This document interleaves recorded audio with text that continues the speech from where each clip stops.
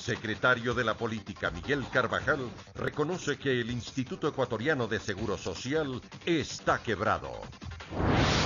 Comisión de Fiscalización de la Asamblea analiza juicio político contra el fiscal general Carlos Vaca. Consternación por ola de accidentes en el país. Más de 28.000 choferes interprovinciales entrarán a una etapa de evaluación urgente. Taxistas paralizaron sus actividades para exigir el cierre de Uber y Cabify por no contar con permisos de funcionamiento. En lo internacional, Donald Trump expulsó a 60 funcionarios diplomáticos rusos de Estados Unidos. Además, al menos 64 personas murieron en Siberia tras incendiarse un centro comercial.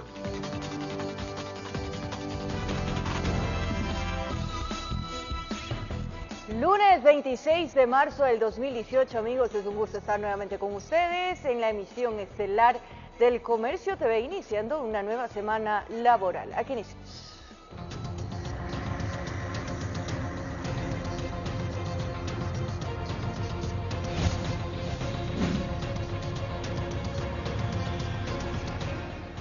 Así es, continúa el drama de los familiares de las víctimas del accidente de tránsito registrado en la vía Jipijapa-Paján. En el siguiente reportaje les vamos a contar el testimonio de una familia que perdió a uno de sus seres queridos y el otro logró sobrevivir, pero lamentablemente perdió sus brazos.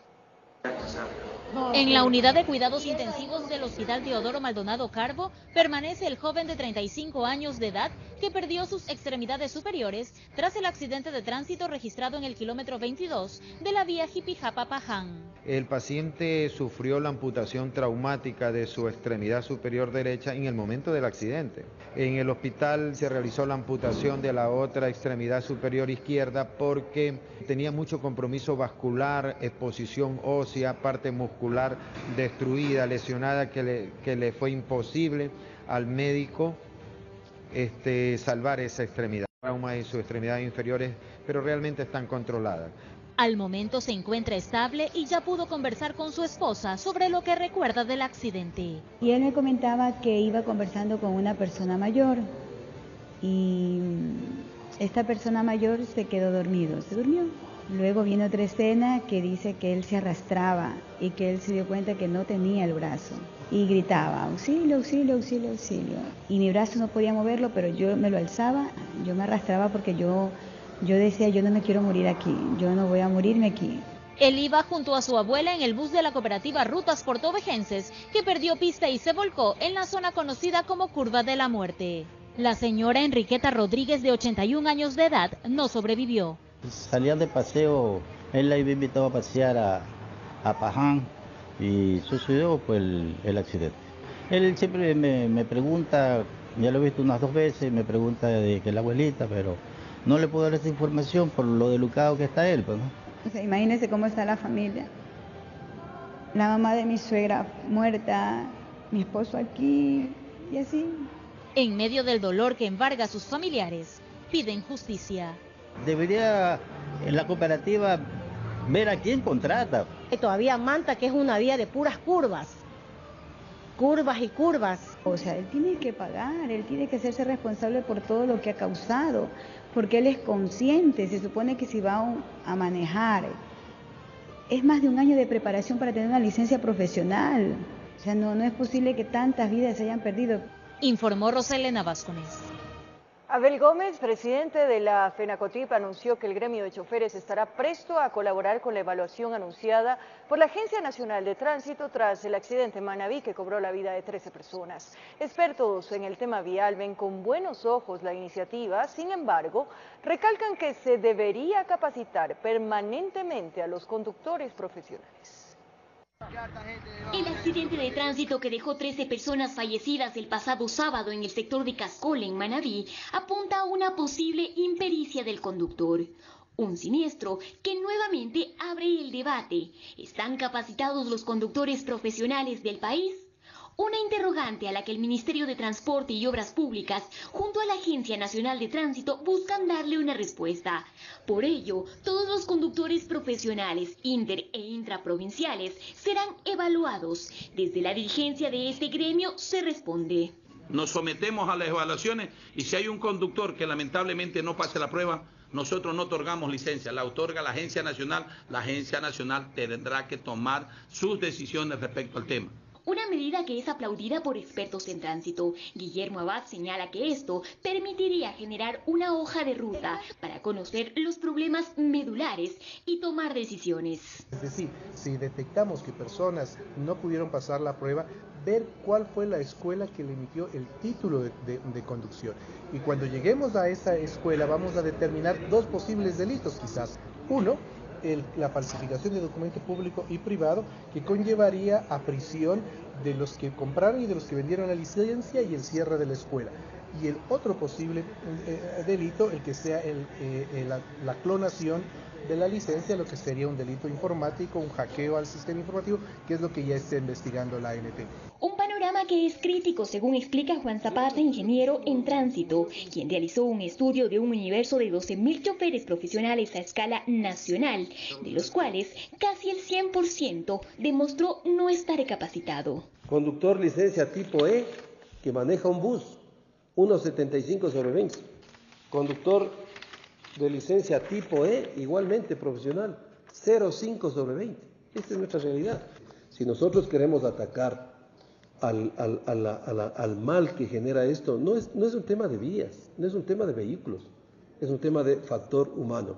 Para Zapata el tema va más allá de evaluar y sancionar a los conductores, pues señala que antes se debe capacitar. No solamente decirles vengan a dar las pruebas, tenemos que capacitarles previamente, porque si usted ve con los resultados que podemos tener, no vamos a tener conductores que manejen los vehículos y tampoco ese es el tema.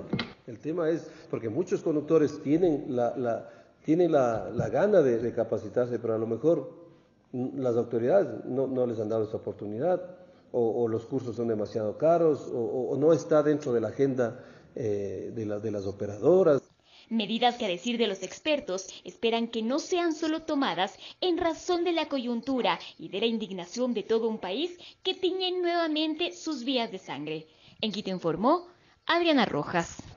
Atención, información de última hora. En el kilómetro 7, vía Mataje Esmeralda, se registró una nueva detonación con artefactos explosivos. Los primeros reportes militares indicaron que no hubo víctimas mortales ni heridos. La detonación afectó a un tanquero de agua militar que transitaba por la zona. Y el ministro de Defensa, Patricio Zambrano, mencionó que el último enfrentamiento en Tumaco, Colombia, no estaría relacionado a los ataques en San Lorenzo, Esmeraldas. Como una evaluación positiva, destacó el ministro de Defensa Patricio Zambrano la reunión de la Comisión Binacional de Frontera Conbifron, realizada el pasado fin de semana en Carchi, mencionando que el trabajo mancomunado entre los dos países dará buenos resultados. Entre los compromisos que se han adquirido es la presencia efectiva de Colombia en territorio colombiano para resguardar sus fronteras, pero sobre todo para fortalecer la seguridad de sus conciudadanos en esta zona. Con respecto al ataque ocurrido el pasado sábado 24 de marzo en Tumaco, donde hubo 3 fallecidos que aparentemente habrían participado en los ataques en San Lorenzo, Ecuador, el ministro desmintió que exista alguna vinculación. Pues por supuesto sabemos que ha habido el accionar del ejército colombiano en Colombia, sabemos que ha habido gente que ha sido detenida, es el gobierno de Colombia quien tiene que dar las informaciones necesarias. Por lo que hizo un llamado a la ciudadanía para que no crean en todos los videos y fotos que circulan en las redes sociales. Lo que se está generando es un clima de tensión, lo que nosotros llamamos a los medios de comunicación que siempre nos ayudan en eso es a verificar las fuentes y sobre todo ver que esa información que salga sea una información verificada. Por otra parte, mencionó que se reunirá con representantes del Comando Sur de Estados Unidos que hacen una visita de alto nivel al país. Es una visita protocolar, en la cual vamos primero a conversar, intercambiar visiones de las distintas temáticas, no solamente de nuestro país, sino del continente. Vamos a abordar temas generales. Por su parte, el almirante de la Armada del Ecuador mencionó que hay una gran responsabilidad en toda la frontera norte. Tenemos una seria amenaza que debe ser atacada, combatida, con el mayor entrenamiento posible y con todo ese profesionalismo que a lo largo de la historia la Armada del Ecuador ha sabido demostrar. Informó Patricia Aldaz. En otro tema, el secretario de la Política, Miguel Carvajal, reconoce que la situación del Seguro Social es compleja y que fue precisamente por eso que el gobierno anterior quiso eliminar la deuda que mantenía con el IES.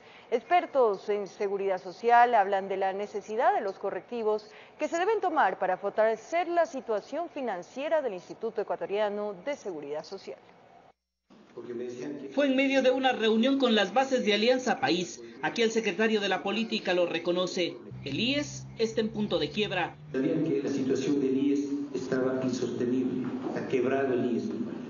Que la situación del Seguro Social se complicó tras el manejo económico que tuvo el anterior gobierno, revela Carvajal. Por eso no se reconoció la deuda, porque tomó todo el dinero del IES. Y el Fondo de Pensiones está en una situación tremendamente grave. Expertos en temas de seguridad social aseguran que este diagnóstico no es nuevo, que se lo ha venido repitiendo año tras año, pero que es positivo que el gobierno lo reconozca, que aún se está a tiempo para corregir los errores que habría cometido el anterior gobierno, aseguran, para recuperar la situación económica del Seguro Social. Porque las medidas que se tomaron son realmente golpes letales, sobre todo al Fondo de Pensiones y al Fondo de Salud. Defender a la seguridad social nos obliga como nación a asumir un desafío. No puede permitir el Ecuador esta grave encrucijada en la que se encuentra la seguridad social. Que la decisión de la Corte Constitucional de ordenar el pago del 40% de las pensiones al gobierno es un paso significativo en este camino. Pero este no es un anuncio, es un mandato. Los mandatos hay que respetarlos, los mandatos hay que cumplirlos. Es una muy buena señal de que se quieren empezar a hacer bien las cosas, porque realmente la situación es gravísima y no podemos estar nuevamente pensando en medidas demagógicas o en medidas coyunturales parche. Pero que será necesario aplicar otras medidas de manera urgente, pues la situación del IES es compleja. La liquidez de hoy no es la solvencia de mañana. Y estando en un sistema de reparto solidario intergeneracional, tiene que haber reservas en el fondo de pensiones para las futuras generaciones. Hay que buscar financiamiento para la atención de salud de los hijos de los afiliados de 6 a 18 años que se incrementó sin financiamiento. Los analistas esperan que el actual gobierno pueda enrumbar nuevamente a la seguridad social y esta pueda ser sustentable con el tiempo. Informó Javier Gallo. Seguimos en el ámbito económico. La necesaria presentación del plan del Gobierno Nacional demanda al Colegio de Economistas de Pichincha y el analista económico Pablo Dávalos. La posible eliminación de subsidios genera reacciones divididas. Cuestionables para el analista económico Pablo Dávalos que el Gobierno Nacional venga postergando por varias ocasiones la presentación del plan económico y cree saber por qué. El régimen da largas. Hay que considerar también que cualquier medida económica que el gobierno intente lanzar desde la próxima semana va a tener costos políticos, ¿no? Y eso va a afectar la gobernabilidad del Ecuador. Dávalos le apuesta a la reactivación económica que permita enfrentar el problema de generación de empleo, de acuerdo a su perspectiva. Además, cree necesario la aplicación de políticas que permitan liquidez. Es decir, políticas que sustenten la dolarización de la economía. Tenemos fuertes problemas de liquidez en la economía. Desde el Colegio de Economistas de Pichincha hicieron llegar al Gobierno Nacional un documento con 17 propuestas. Víctor Hugo Albán, vicepresidente del gremio, da a conocer algunas. Que hay que volver los ojos al campo en el sector petrolero, no quedarnos de los 700.000 barriles de petróleo diarios, sino si tenemos que salir del OPEP, hay que salir. Con respecto a la industria, las recomendaciones en cuanto a incentivos fiscales. Albán es partidario de la eliminación de subsidios. Retirar paulatinamente los subsidios. Retirar, por ejemplo, lo que esté estorbando a los temas del aparato productivo para poder ser competitivos. ¿Cómo podemos nosotros permitir todavía que haya partidas arancelarias que encarezcan el producto nacional? Dávalos no comparte criterio en la eliminación de subsidios. Eliminar subsidios significa cambiar los precios relativos, ¿no?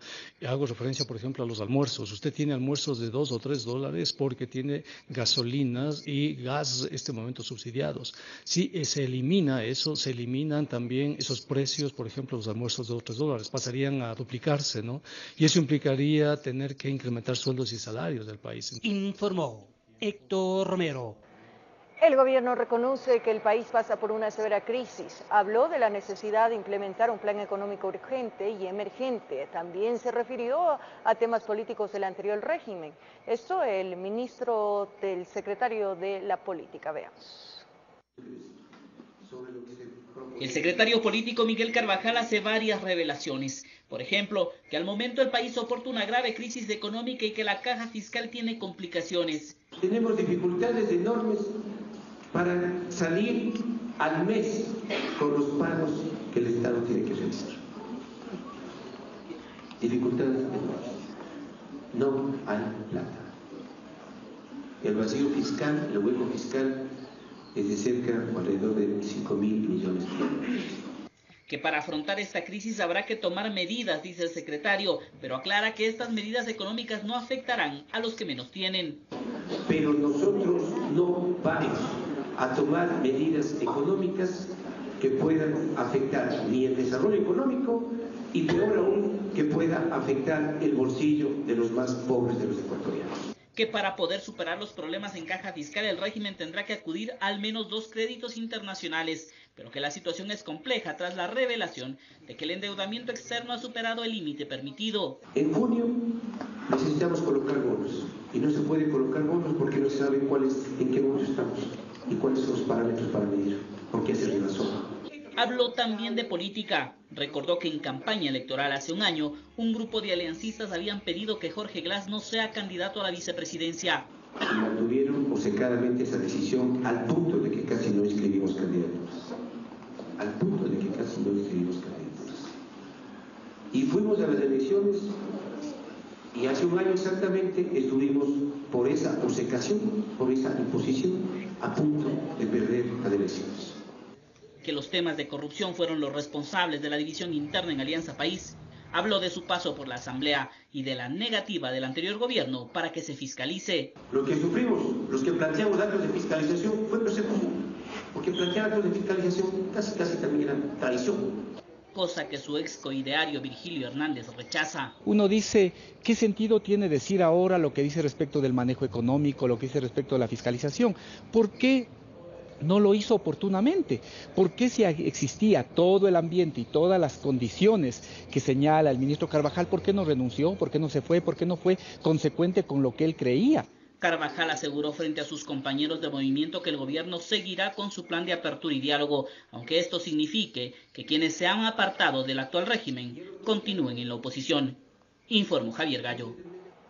Un grupo de servidores públicos encabezados por la legisladora aliancista Norma Vallejo solicitaron al ministro de Trabajo y al presidente de la República la eliminación del decreto 94 que limita la entrega de bonificaciones a los servidores públicos que buscan jubilarse. Afirma que con este decreto se está violentando los derechos de los trabajadores que buscan salir del servicio público con una jubilación digna.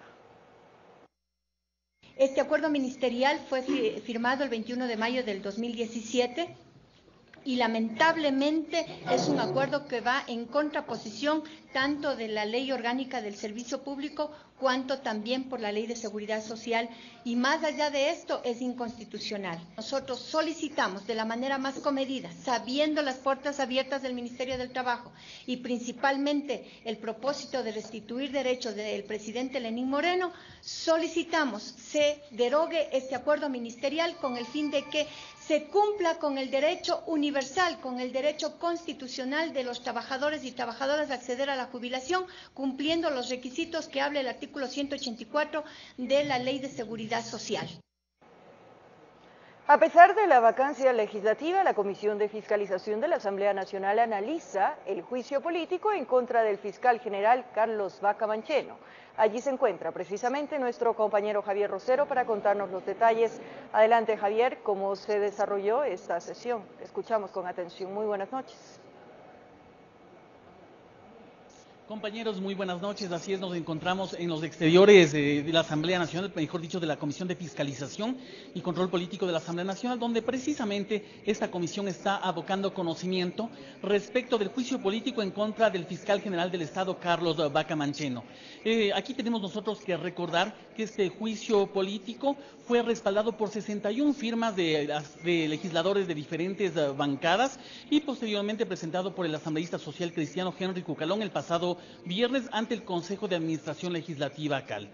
Nosotros, compañeros, en este instante vamos a conocer cuáles fueron esas versiones de los asambleístas antes de ingresar justamente a abocar conocimiento sobre este juicio político.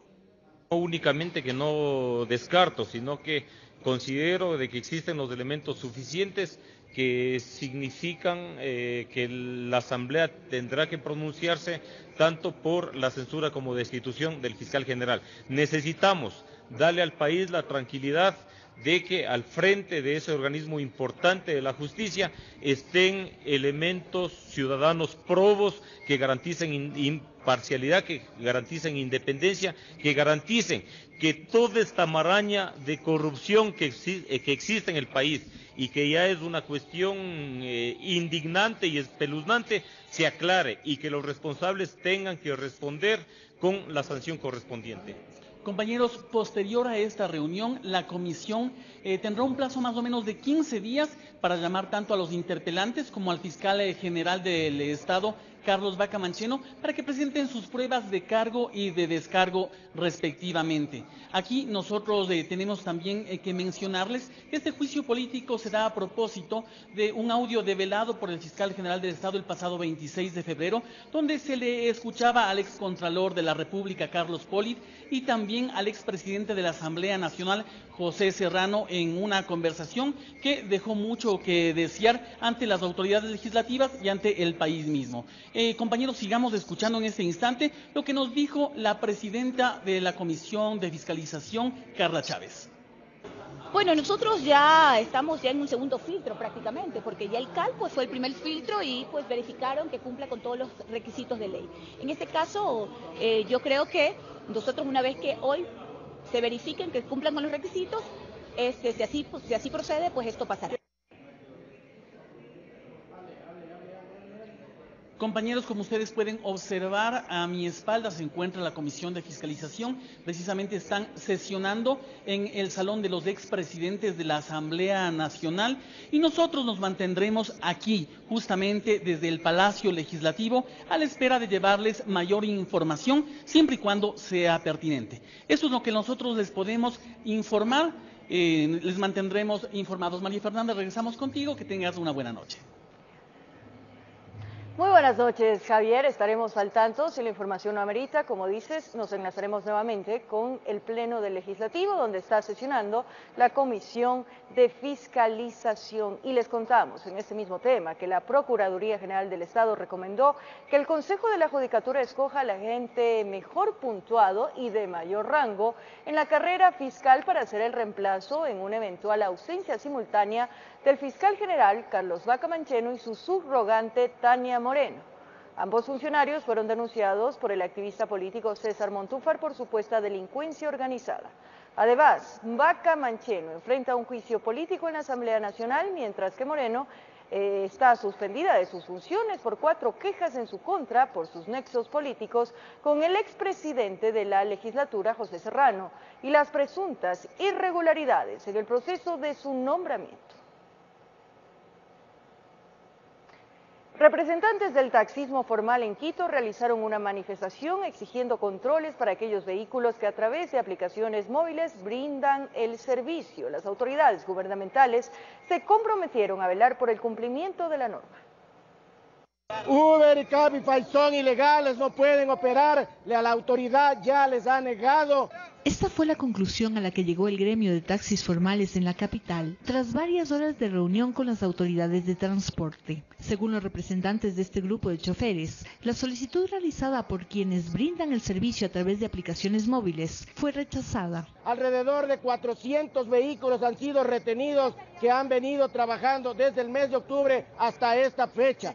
Nosotros vamos a seguir insistiendo en que estos operativos se intensifiquen. El evitar que este tipo de servicio cuente con los permisos necesarios para operar da tranquilidad al gremio, quienes se comprometieron a mejorar la calidad del servicio. El cliente tiene que saber también, el usuario tiene que saber que nuestra responsabilidad y obligación es dar un servicio seguro, porque a eso le apuntamos. Son cerca de 16.000 taxis que operan en la capital. Una vez concluya el proceso de regularización de unidades a cargo del municipio, el gremio alcanzaría las 25.000 unidades, por lo que se esperan los operativos de control se intensifiquen para evitar que continúe lo que ellos consideran competencia desleal. Hablemos de que nosotros hacíamos $40, ¿no? Al día. Antes trabajábamos 10 horas y hacíamos esa cantidad. Hoy estamos haciendo 25 y trabajando 14 horas. Mientras tanto, los usuarios aseguran que el servicio prestado por los vehículos con aplicativos móviles es mucho mejor. Obviamente es más rápido y más seguro también. El comportamiento de los taxistas muchas veces es grosero. Mira, una vez tuve un problema con un taxista porque me cobraba casi 3 veces la tarifa de lo que... Entonces, con estas aplicaciones tú efectivamente ves a través del GPS el valor real de lo que te cuesta el servicio. El taxismo formal no descarta nuevas movilizaciones. La marcha, esta ocasión, salió desde el Parque del Arbolito hasta el Ministerio de Transporte y Obras Públicas, informó Sofía Vintimilla. Momento de nuestra primera pausa, amigos, aquí en El Comercio TV, y al regresar les contamos que la policía logró desarticular bandas dedicadas al robo de ganado y 4 personas fallecieron tras balacera mientras festejaban en la ciudad de Guayaquil. Los detalles al regresar.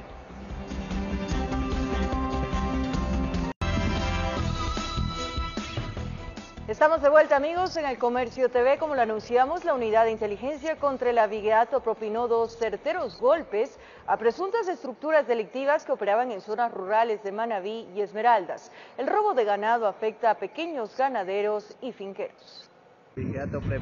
El camino era largo, salieron de madrugada, estaban en la ruta a cruzar ríos, pasar laderas, necesitaban 4 horas para llegar al sitio. Agentes de la UICA con el respaldo de Fiscalía, GIR y Criminalística iban en busca de 3 sujetos que se movían por allá por Chón en una zona de difícil acceso conocida como Barraganete. Los sospechosos estarían ligados al delito de abigeato. Logrando la detención de 3 personas de nacionalidad ecuatoriana. Es importante resaltar que dentro de las evidencias tenemos 3 armas de fuego, un semoviente. 3 meses de investigaciones permitieron a inteligencia policial saber el modus operandi de una supuesta organización delictiva denominada Los Calaveras, dedicada al cometimiento de asaltos y robos a mano armada en diferentes cantones de Manabí y sus alrededores. En la zona rural de Manabí. Con las boletas de captura en mano empezó la dura travesía. Aprovechaban supuestamente lo inhóspito de las fincas para esconderse. Con las órdenes de allanamiento ingresaron a 3 domicilios para cumplir con la disposición de juez penal y que los sujetos respondan judicialmente por los aparentes delitos en los que se movían. Se tienen los elementos suficientes para poder determinar de que estas personas se dedican a este delito. De Manabí a Esmeraldas, agentes de la UICA tramitaron un acto urgente para atender la denuncia de una señora. De su finca se llevaron desconocidos 35 cabezas de ganado. Las vacas fueron encontradas en el sector de Vuelta Larga, Cantón Atacames. El dueño del predio fue detenido. El delito que aplica es por receptación, pero esto está dentro de una investigación previa, está encaminada hacia una asociación ilícita, posiblemente también es parte de una agrupación delictiva. Los animales, luego de cumplir algunos trámites judiciales, todos fueron devueltos a la dueña. 2 golpes en 2 provincias. A tener cuidado, la policía camina silenciosamente por el campo, cuidando el patrimonio de pequeños ganaderos y finqueros. En Quito informó Iván Casamen. En la parroquia de Conocoto fueron capturados 4 sujetos. Supuestamente planificaron el asalto a una unidad económica. Uno de los sospechosos registra 9 detenciones anteriores. Por el sector de Conocoto avanzaba la tranquila mañana. Un vehículo rojo llegó hasta el sitio donde tenían aparentemente que afinar los últimos detalles antes de ingresar al local y con arma en manos llevarse lo que encontraban en caja y desvalijar a los clientes de sus artículos de valor. Cuando empezaron a moverse, agentes de la unidad dieron la señal, así varios patrulleros les bloquearon el paso. Al verse encerrados, les tocó quedarse quietos. Se logró neutralizar, estando en circulación, con como dije, los policías del sector. Una vez que se neutralizó, pues se hizo el registro correspondiente y se encuentran las armas de fuego que se encontraban en lugares ocultos del vehículo. En un inicio eran amigos que supuestamente estaban buscando una dirección, pero el cuento no se creyeron los agentes de la Unidad de Inteligencia Antidelincuencial, quienes vigilaban los movimientos de los 4 sujetos. Una fuente humana les puso en alerta y antes que concreten el robo, acabaron con el aparente plan delictivo. Estamos haciendo operativos interagenciales, hablando en términos policiales. Es efectivo, ustedes se dan cuenta de que en nuestro sector estamos neutralizando varias personas. En la revisión del vehículo encontraron 2 armas de fuego tipo revólver que estaban encaletadas en una caja de parlante. Con la policía encima no tuvieron tiempo a buscar una ventana para fugar. 3 de los detenidos no cuentan con antecedentes, pero uno de ellos aparece con un largo historial delictivo. Se tienen 9 detenciones y en el vehículo, al hacer el registro correspondiente, se logra retirar 2 armas de fuego cortas, que con 2 cartuchos la una. Así la policía inició la semana con pie derecho, golpeando fuerte a la delincuencia organizada. En Quito informó Iván Casamen. Por otro lado, en Guayaquil, una celebración entre amigos terminó en dolor y muerte la madrugada de este domingo en el barrio Cuba, al sur de la ciudad. 4 personas murieron tras ser baleadas por sujetos que se acercaron al grupo y sin darles opción a correr les dispararon en plena calle. Terminada la jornada deportiva, había comenzado la celebración entre amigos del barrio y otros que habían llegado hasta este sector de las calles D, entre 5 de junio y la avenida Domingo Comín, en el barrio Cuba, donde pasada la medianoche solo escucharon la ráfaga de disparos. 2 sujetos que habían dejado un automóvil estacionado en la esquina llegaron a ese sector de la ciudad y al estar cerca abrieron fuego y repartieron bala a los que estaban libando en la vereda. Estaban bailando y los sicarios vinieron a buscar a una persona X. Y esa persona estaba entre medio de toda esa gente que estaba ahí. 4 personas murieron. Estas fueron identificadas como Evelyn Mariela Pulecio Peralta, Benito Francisco Mafare Gorosabel, Carlos Alberto Indio Tubay y Juan Guillermo Mora Vergara. 2 fallecieron en ese lugar y los otros 2, después de unas horas en un hospital. Un 5.º ciudadano se encuentra hospitalizado. Se escuchó como ráfaga de pistola. Cuando yo llegué ahí, con la policía, habían como 8 casquillos de bala de 9 milímetros. Ahí mataron a gente inocente. En el laboratorio de criminalística estaban familiares de los occisos, que exigen que se investigue estos asesinatos. Algunos creen que hubo una confusión. Él no tenía enemigos y ahí ese lugar él frecuentaba siempre y nunca había pasado nada de eso. ¿A quién habrán querido matar? Pero mi hermano es inocente de todo esto. Mi hermano es una persona que no se metía con nadie, era pelotero y es conocido lo que es el Guasmo. Mientras que en ese barrio aún están consternados y no pueden creer que en pocos minutos hayan matado a 4 ciudadanos y esperan que se esclarezcan estos lamentables hechos, que supuestamente fueron captados por cámaras de vigilancia, ubicadas a pocos metros. Le pido a la policía que ronde aquí, haga más frecuencia. Estamos desprotegidos. Aquí se necesita una carpa, por lo menos policial, que hagan ronda. De su parte, la policía y la fiscalía tratan de identificar a aquellos hombres que huyeron al instante de descargar las alimentadoras, informó Charlie Pisa.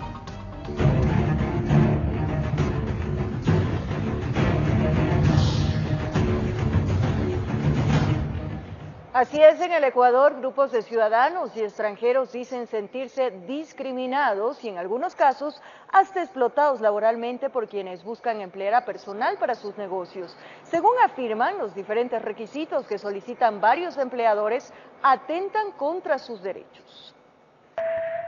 Anuncios como estos, donde se solicita puntualmente chicas venezolanas para trabajar en diferentes áreas, genera malestar en ciudadanos ecuatorianos. Las personas aducen que esto sería común en varios empleadores que buscan eludir responsabilidades laborales. Algunos te piden si es venezolana, mucho mejor. ¿Por qué? No hay que afiliarles, no hay que pagarles extras. Ellos por $10 trabaja en lo que trabajaría cualquier persona aquí por 30. De ser esto así, expertos en derecho laboral afirman que cuyos empleadores utilicen este método como sinónimo de generar mayores réditos, estarían violando los derechos de los trabajadores, sean estos nacionales o extranjeros. Y el empleador no puede, porque en el mercado de trabajo existe tan escaso, tratar de comprar esa fuerza de trabajo a cantidades ínfimas. Óigase, entiéndase, cuando no paga un salario básico, ¿qué es lo que hace? Incumple la norma. En este punto seguro se preguntará qué opina el migrante extranjero sobre aquellos que les ofrecen un salario por debajo del que percibiría normalmente un ciudadano nacional. Aquí le tenemos un testimonio. Todas las personas somos iguales.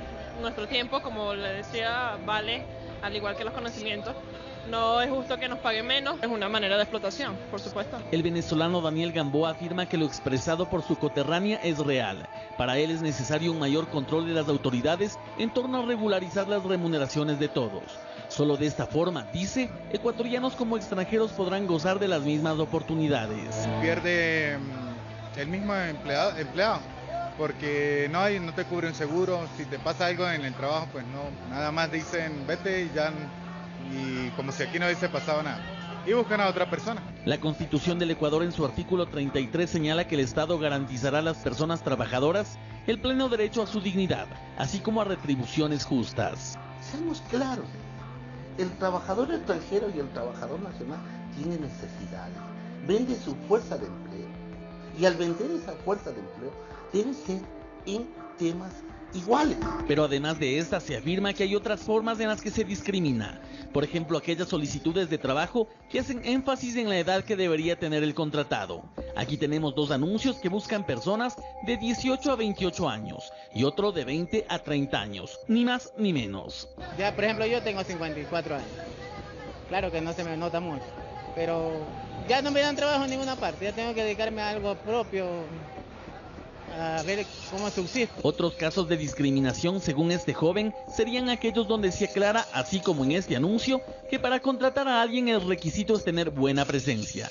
Y él se pregunta, ¿qué tiene que ver la presencia con el buen desempeño de una actividad? Por usar una gorra, usar con el pelo tintado, puede ser que sea preparado, o hasta incluso tenga mejores valores que una persona de traje. Frente a esta realidad, Alejandro nos cuenta su experiencia. He sido hasta incluso ejemplo de empleado en mi trabajo.